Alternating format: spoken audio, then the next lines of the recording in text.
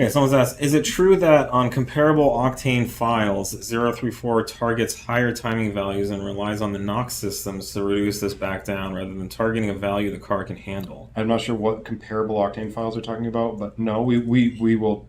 I mean, why would we do this? No, we would target a specified octane as the goal, and we have rely or not rely, but use the NOx sensors are there as a a backup measure. They're a safety It's a safety for any of the variances and stuff in the combustion process and the fuel, but no, it's designed for that octane. Yeah, I mean, we have full ability to remap the timing maps. Yeah, and optimize them.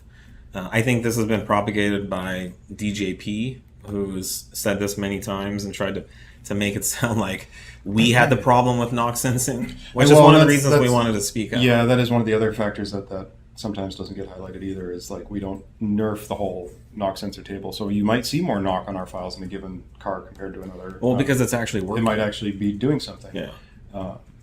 So it's very hard to compare files directly, and that was another point I was trying to make, is what's comparable, because you can nerf NOx sensors, you can nerf safety, you can do a bunch of different things that will make a log look really clean and nice, but maybe doing a lot of different things behind the scenes. So it's unfortunately not a very easy question to answer. Yeah, but just because you get timing retard from the NOx sensing system doesn't mean your base maps are bad. It could mean that, especially if you're maxing out, or if you always have timing corrections.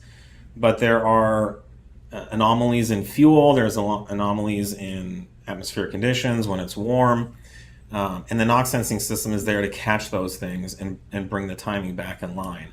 But our base maps are highly optimized.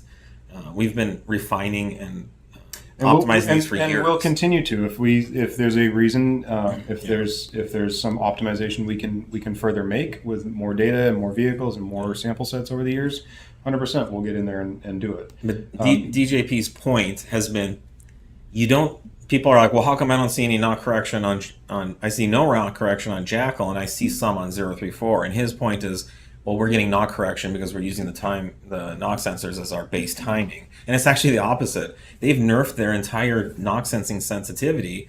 So of course you're not getting any NOx correction. Even if you need it, you're not getting it. Where you're getting it on ours because it's part of the safety system working correctly.